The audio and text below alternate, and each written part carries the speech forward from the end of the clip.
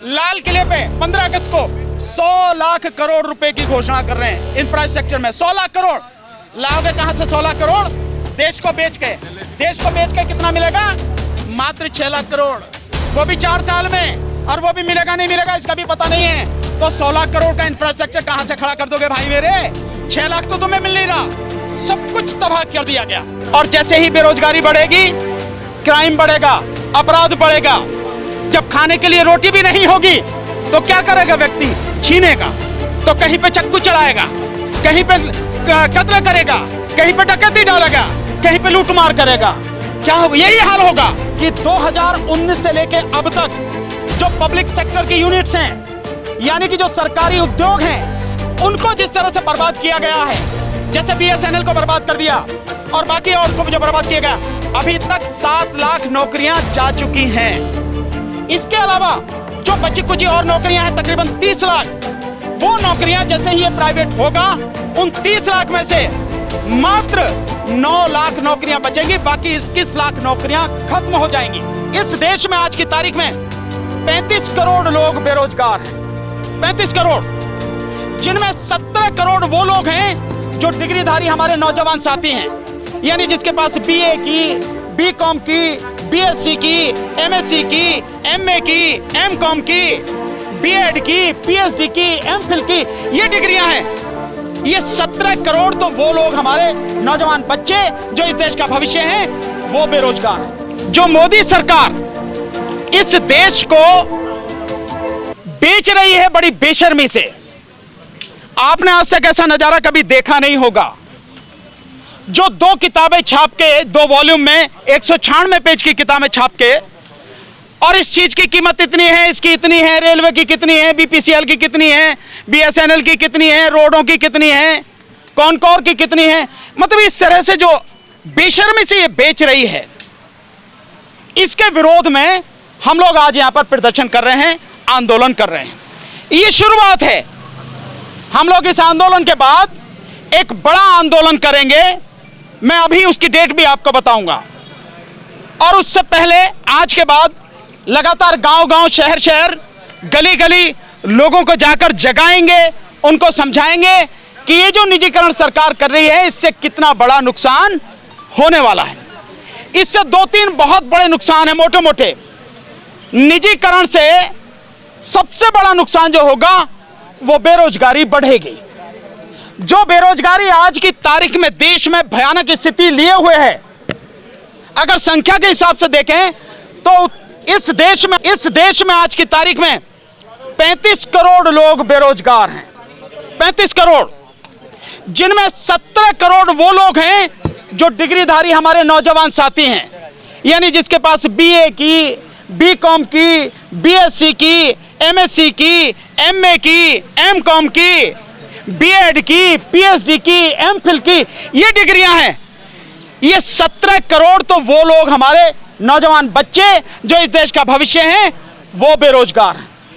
सरकार को चाहिए था कि इन लोगों को रोजगार दे, जो बेरोजगारी है उसको खत्म करे, लेकिन इस पे काम न करके सरकार बेरोजगारी को बढ़ा रही है। और बेरोजगारी कितनी बढ़ेगी आप इसका कि 2019 से लेके अब तक जो पब्लिक सेक्टर की यूनिट्स हैं, यानी कि जो सरकारी उद्योग हैं, उनको जिस तरह से बर्बाद किया गया है, जैसे BSNL को बर्बाद कर दिया और बाकी और को भी जो बर्बाद किया गया, अभी तक 7 लाख नौकरियां जा चुकी हैं। इसके अलावा जो बची कुछ और नौकरियां हैं, तकरीबन 30 लाख, वो नौकरियां जैसे ही ये प्राइवेट होगा, उन 30 लाख में से मात्र 9 लाख नौकरियां बचेंगी, बाकी 21 लाख नौकरियां खत्म हो जाएंगी। ये स्थिति है, यानी कि जिस तरह से सरकार बेच रही है, बेशर्मी से बेच रही है, 21 लाख नौकरियां जो पब्लिक सेक्टर की हैं वो खत्म हो जाएंगी। और अब आप जानते हैं कि जैसे जैसे बेरोजगारी बढ़ेगी, वैसे वैसे देश तबाही की तरफ चलेगा। आज की तारीख में जो स्थिति आप देख रहे हैं, लोगों के पास पैसा ही नहीं है, तो लोगों के, आप देखिए मार्केट में जाके दुकानें बंद हैं, सूनी पड़ी हैं दुकानें। बड़े बड़े जो उद्योग हैं, वो उद्योग धंधे नहीं चल रहे हैं, क्योंकि लोग खरीदने क्या है ही नहीं, पैसा खरीदने के लिए नहीं है।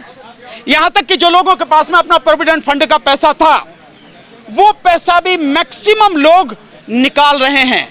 और स्थिति यहां तक आ गई, अभी एक सर्वे आया कि 70% लोग, उनके पास जो अपना सोना था, जो उनको किसी तरह से बुरे वक्त के लिए रखते हैं, वो सोना भी अब वो लोग गिरवी रख चुके हैं या बेच चुके हैं। इसका मतलब ये समझ लीजिए आप कि सोना चांदी ये ऐसी चीजें हैं, इंसान इन्हें तब निकालता है, तब बेचता है, तब गिरवी रखता है जब उसके बाकी सारे साधन, सारे सोर्स खत्म हो जाएं, यानी उसके पास पैसा नहीं है। तो अब आप स्थिति समझ सकते हैं, मोदी जी ने पहले ही, और जैसे ही बेरोजगारी बढ़ेगी, क्राइम बढ़ेगा, अपराध बढ़ेगा, जब खाने के लिए रोटी भी नहीं होगी तो क्या करेगा व्यक्ति? छीनेगा, तो कहीं पे चक्कू चलाएगा, कहीं पे कत्ल करेगा, कहीं पे डकैती डालेगा, कहीं पे लूटमार करेगा। क्या होगा? यही हाल होगा। आप देखिए, तो सरकार को काम क्या करना था? सरकार को करना था अधिक से अधिक लोगों को नौकरियां दे, अधिक से अधिक रोजगार पैदा करे। लेकिन मोदी जी से झूठा आदमी तो इस धरती पर है नहीं। सुबह से शाम तक झूठ, पता नहीं शर्म भी नहीं आती यार, कभी तो शर्म कर लिया करे आदमी, इतना झूठ क्यों बोलते हो?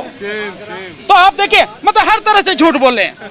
जैसा एक झूठ बड़ा मोटा मैंने अभी बताया, थोड़ी देर पहले मैं साथियों को बता रहा था, पिछले 3 साल से 2019, 2020, 2021 लाल किले पे 15 अगस्त को 100 लाख करोड़ रुपए की घोषणा कर रहे हैं इंफ्रास्ट्रक्चर में। 100 लाख करोड़ लाओगे कहां से? 100 लाख करोड़ देश को बेच के। देश को बेच के कितना मिलेगा? मात्र 6 लाख करोड़, वो भी 4 साल में, और वो भी मिलेगा नहीं मिलेगा इसका भी पता नहीं है। तो 100 लाख करोड़ का इंफ्रास्ट्रक्चर कहां से खड़ा कर दोगे भाई मेरे? 6 लाख तो तुम्हें मिल नहीं रहा, सब कुछ तबाह कर दिया गया। और इस कोरोना काल में जिस तरह से लोगों की हालत बद से बदतर हुई, उसे संभालना था, लोगों को पैसा देना था ताकि लोग जिंदा रह सकें। लेकिन उन्होंने दिया क्या? उन्होंने 5 किलो अनाज, 1 किलो चावल उसकी भीख दी ताकि लोगों को भिखारी बनाया जाए, लोगों को केवल और केवल इसी पर निर्भर रखा जाए। ये स्थिति मोदी जी ने कर दी। और ये स्थिति और भयानक होगी अगर निजीकरण इस तरह से जारी रहा, इसे नहीं रोका गया तो। इसके विरोध में हम लोग लगातार आंदोलन अब शुरू कर रहे हैं।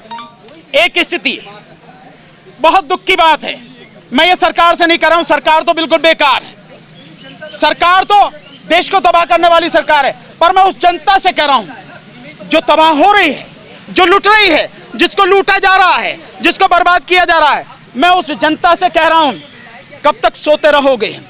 कब तक मुर्दों की तरह इस धरती पर बोझ बने रहोगे? कब तक जिंदा लाशें बनकर घूमते रहोगे? मैं नौजवान लड़कों को देखता हूं, जब जाता हूं मीटिंग करने गांव गांव, तो मैं देखता हूं सुबह शाम सड़क पर दौड़ लगा रहे होते हैं, पसीने में तर होते हैं, कच्चा बनियान पहन के, ट्रैक सूट पहन के। पूछते क्या करोगे? अबे पुलिस में भर्ती होंगे भैया, फौज में भर्ती होंगे। 2 साल से फौज की भर्ती निकली नहीं और पुलिस की भर्ती निकली नहीं, और पुलिस भी प्राइवेट होने जा रही है, तो तुम्हें नौकरी कहां से मिलेगी भाई? जो काम करना चाहिए वो नहीं करेंगे, लेकिन जिसको करने की जरूरत नहीं है उसे जरूर करेंगे। कभी सोचने को तैयार नहीं है कि कैसे तुम तबाह किए जा रहे हो और क्या तुम्हें इस तबाही से बचने के लिए करना चाहिए। तो नौजवान पीढ़ी जिसको सड़क पे होना चाहिए था, क्योंकि सबसे ज्यादा नुकसान उसका है। हम जैसी उम्र के लोग या हमारे जैसे और जो साथी हैं, उनकी जो भी बची है कट जाएगी, जैसे भी होगी, कोई दिक्कत नहीं है। लेकिन जो आने वाली पीढ़ी है, जो बच्चे हैं, वो तबाह हो जाएंगे। तो ना तो उनके माँ बाप और ना ही वो नौजवान बच्चे सड़क पर निकल रहे हैं। 10 साल लगा देंगे नौकरी के लिए, कलम घिसते हुए, एग्जाम देते हुए, और एग्जाम के लिए जगह निकली, एग्जाम लीक हुआ और साफ मामला। जैसे आपने देखा 2 लाख नौकरियों को झांसा देके 10 लाख 2 करोड़ लोगों से फॉर्म भरवा लिए रेलवे में, और वो नौकरियां कहां गई पता नहीं। 1000 करोड़ सरकार ने कमा लिए। इस सब के खिलाफ हम ये आंदोलन कर रहे हैं, लोगों को जगाने की कोशिश कर रहे हैं। लोग जागें और जागकर अपनी लड़ाई लड़ें, नहीं तो आने वाली पीढ़ी माफ नहीं करेगी। वो कहेगी कि आपने हमारे लिए क्या छोड़ा है। इसीलिए लोगों को जगाने के लिए, आंदोलन खड़ा करने के लिए हम लगातार कोशिश कर रहे हैं। हम अपना फर्ज निभा रहे हैं, उसी के लिए मैदान में हैं।